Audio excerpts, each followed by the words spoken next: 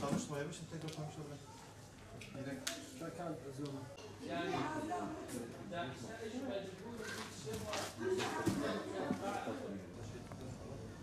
Kardeşlerimiz bunları ambalaj haline getiriyor. Ambalaj haline getirdiğimizde kolileyip bu şekilde ihtiyaç sahiplerine dağıtıyoruz. Gördüğünüz gibi paketi nasıl kolileştiriyorsunuz? Evet, koli halinde. Kimilerini koli yapılmış, kimilerini poşetleri içerik halinde. O şekilde. Deprem meydana geldiği memleketimizde ve çok yıkıcı etkileri oldu. Depremin ilk gününden tüm üyelerimizi depremzedelere yardım etmek için seferber ettik, yardım kuruluşlarına yönlendirdik. Rabbim vefat edenlere rahmet etsin, yaralılara acil şifalar diliyoruz. Gerçekten büyük bir yıkım ve yaraları çok uzun süre sarılması gerekiyor.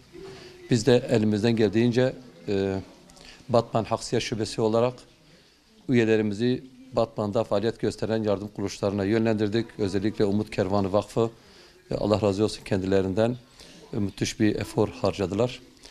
Biz de onlara yönlendirdik üyelerimizi ve depremin ilk gününden şimdiye kadar elimizden geldiğince yardım etmeye çalışıyoruz. Üyelerimiz Umut Kervanı Vakfı'nın oluşturduğu aşevlerinde dönüşümlü olarak yardımcı olmaya çalışıyorlar. Bu Ramazan sonuna kadar da böyle ilk etapta devam edecek.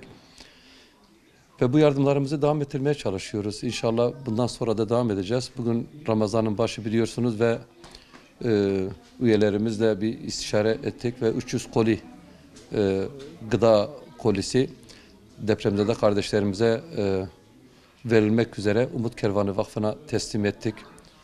İnşallah bundan sonra da yardımlarımız devam edecek. Muhacir olmuş insanlara kendi ayakları üzerinde duruncaya kadar yardım elinin uzatılması gerekiyor.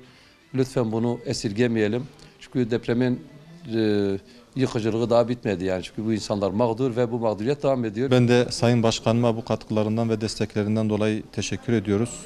Umut Kervanı olarak, Umut Kervanı Batman temsilciliği olarak. Bizler yılın 12 ayı insani yardım faaliyet yürüten bir sivil toplum kuruluşuyuz. Ramazan'da ve deprem gibi olağanüstü durumlarda faaliyetlerimiz daha bir hız kazanmaktadır. Daha bir yoğunluk kazanmaktadır.